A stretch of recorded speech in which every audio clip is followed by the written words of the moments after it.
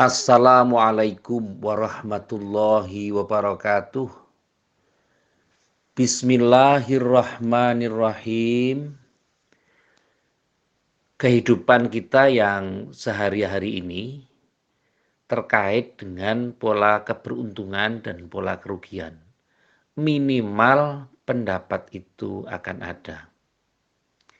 Kalau kita mensikapi keberuntungan, berarti kita berupaya supaya kehidupan kita lebih baik dari waktu ke waktu.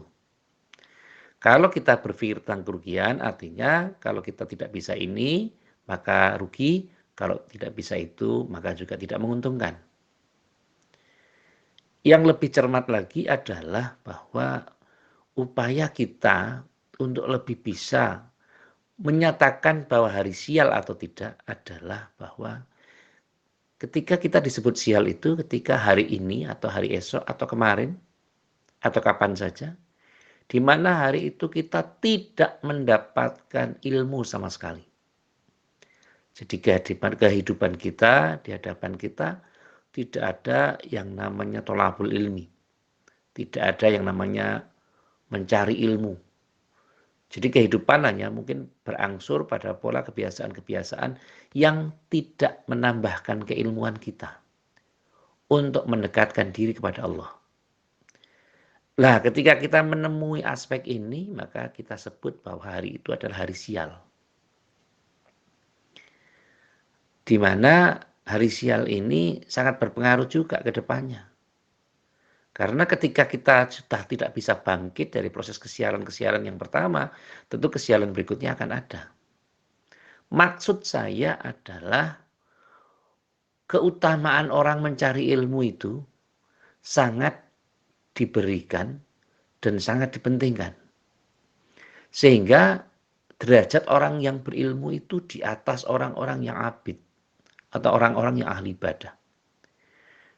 Di mana Al-Quran juga menjelaskan bahwa Allah itu akan meninggikan derajat orang-orang yang berilmu.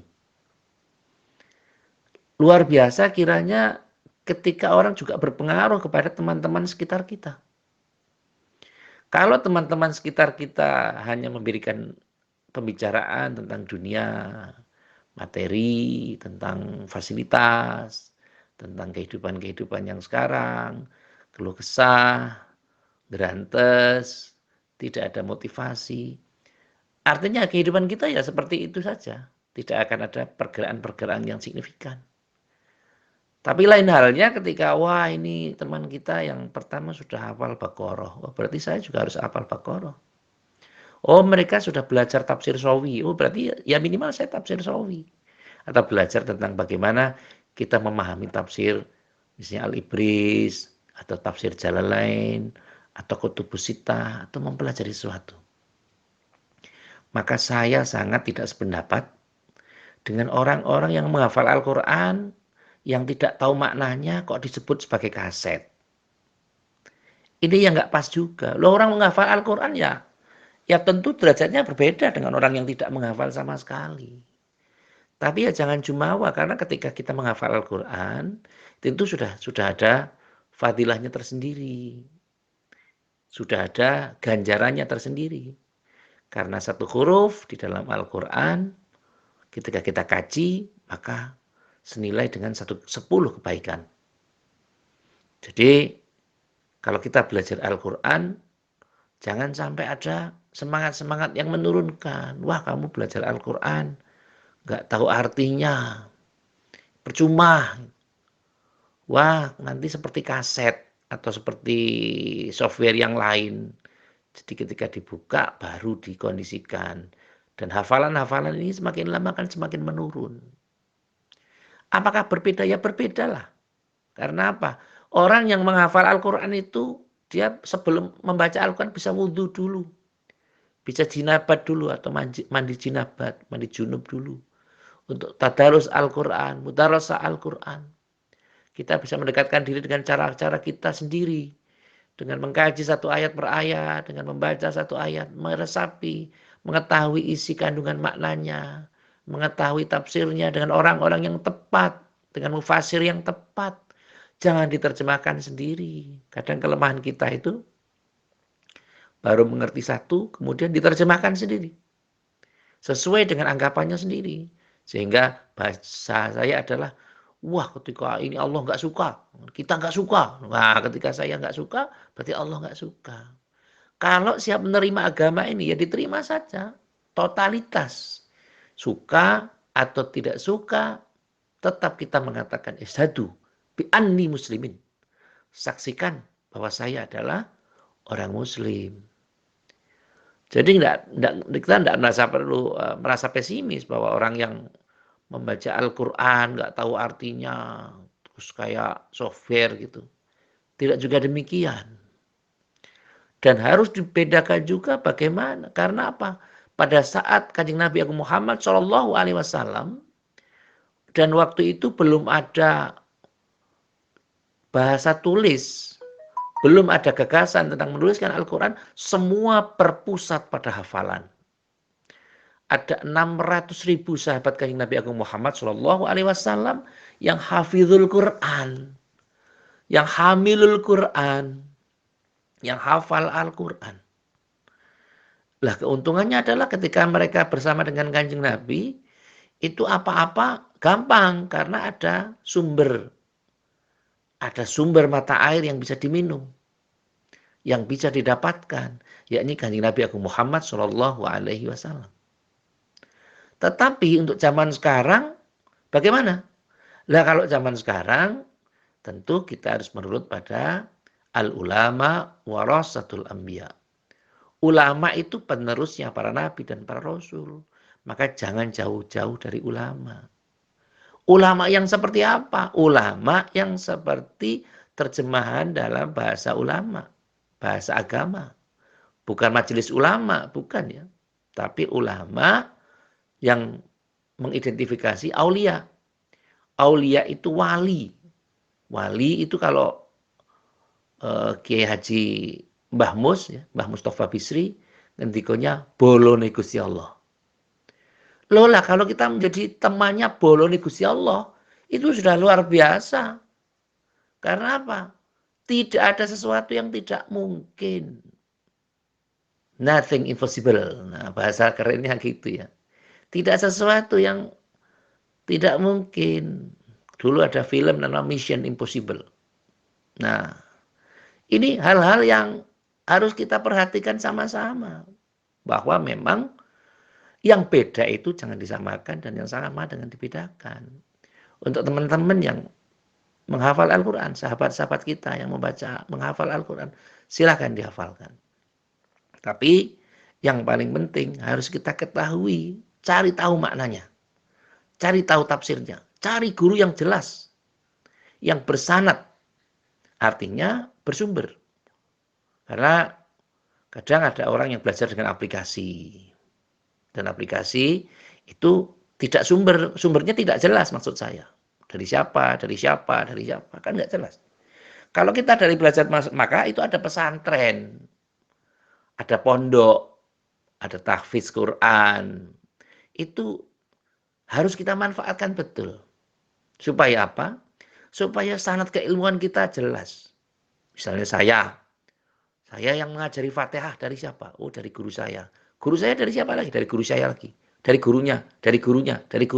Sampai ila Sayyidina Umar Ibn Khattab.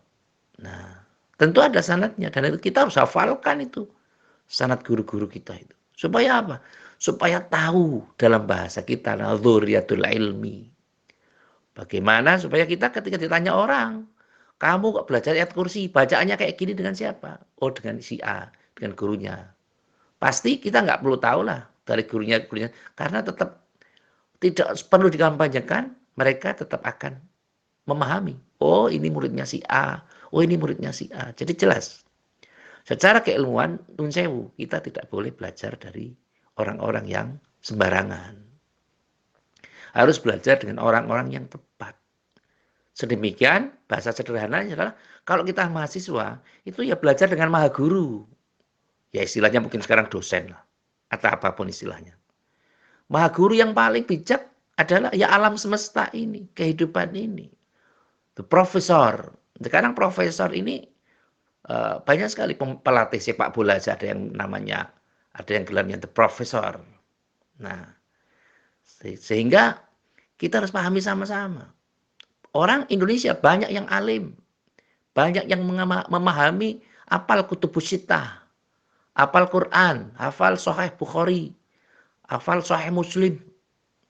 Banyak sekali. Misalnya saya mencontohkan yang keluaran Al-Azhar. Ini Profesor Dr. Quraisy Shihab. Beliau luar biasa. Luar biasa karena apa?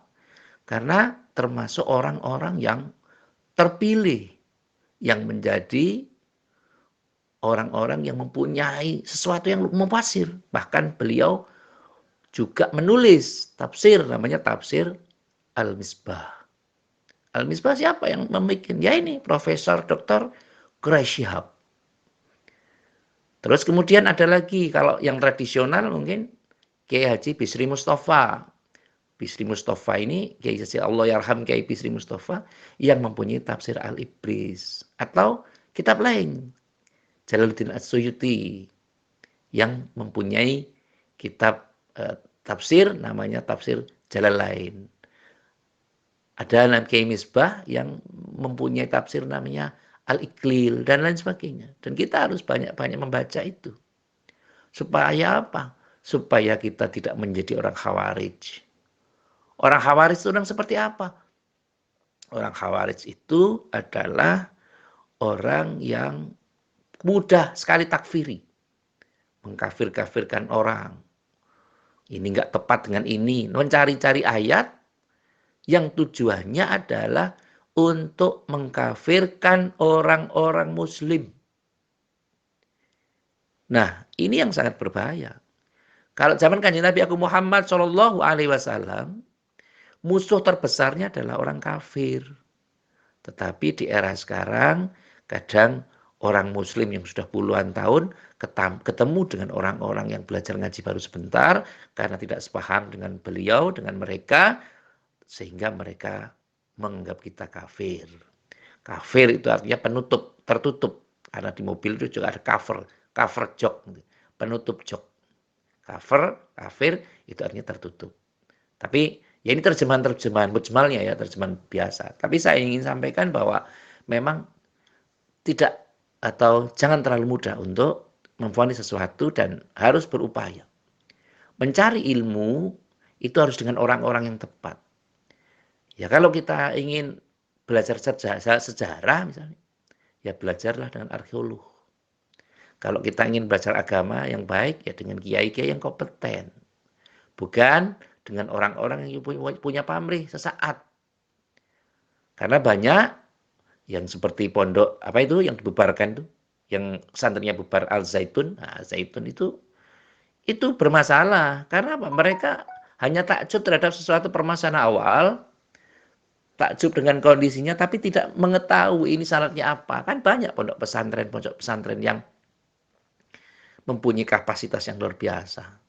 Dan Allah menjaganya dengan bisa sampai dengan ratusan tahun berdirinya. Sehingga ini menjadikan sebuah pembelajaran bahwa memang mencari ilmu itu wajib.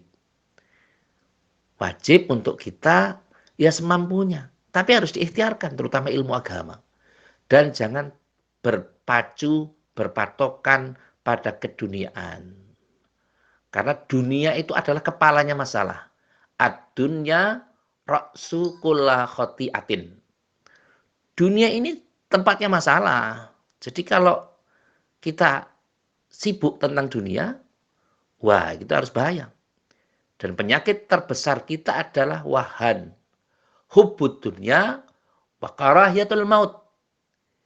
Kita itu cinta pada dunia dan takut kepada kematian. Lah ini yang berbahaya lagi. Padahal kematian itu bisa kapan saja. Dalam bahasa sekarang itu, mati itu misterius problem. Adalah problem yang misterius. Mungkin besok kita takziah.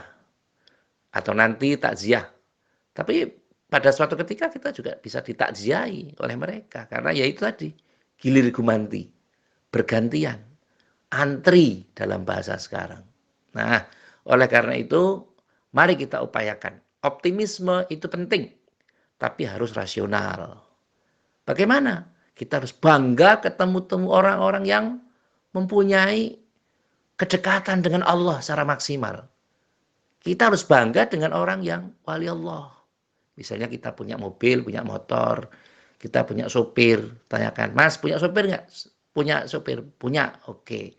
Sopirnya gimana? Punya SIM nggak? Nggak punya. Wah, hati-hati. Kalau nggak punya SIM, bahaya. Dan harus sesuai dengan porsinya. Oh, kalau mobil ya SIM A. Kalau motor ya SIM C. Ya terlepas C1, C2, C3 itu kategorian mereka. Itu urusan mereka. Tapi bagaimana kita bisa mengasumsikan sesuatu, kita bisa yakin terhadap apa yang kita lakukan, tentu ada hal-hal yang positif yang harus kita jalani. Yakni mendekati orang-orang yang tepat.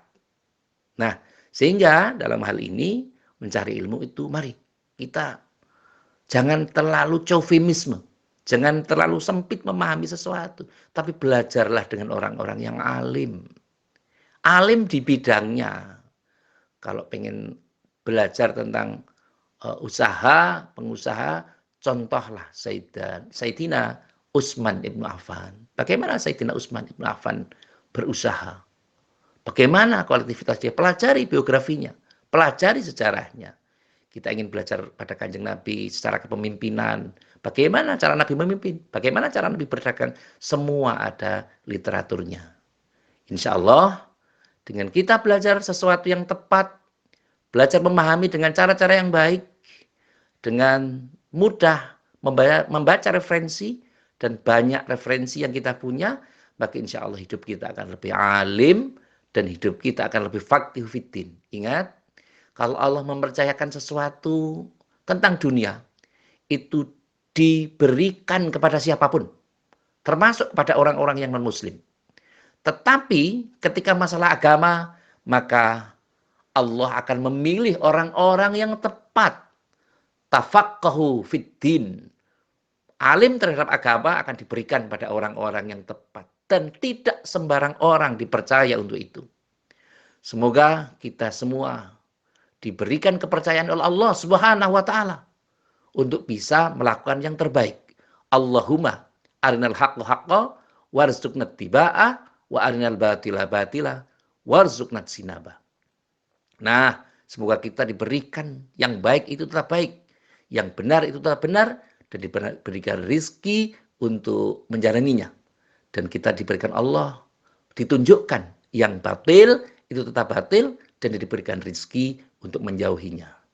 Terakhir di sesi ini, marilah seperti biasa, kita doakan kepada teman-teman kita, sahabat-sahabat kita, saudara-saudara kita, yang saat ini dirundung masalah yang belum selesai, mungkin secara ekonomi, secara pergaulan, secara sosial, dan secara keilmuan. Mudah-mudahan pada saat ini, kesulitan-kesulitan kita, atas doa kita sama-sama ini, akan dihapuskan oleh Allah Subhanahu wa ta'ala, dan kita nantinya akan mendapat kemudahan dari Allah, dari mana dan kapan saja, dari tempat-tempat yang tidak kita duga. Min haitsu la yahtasib.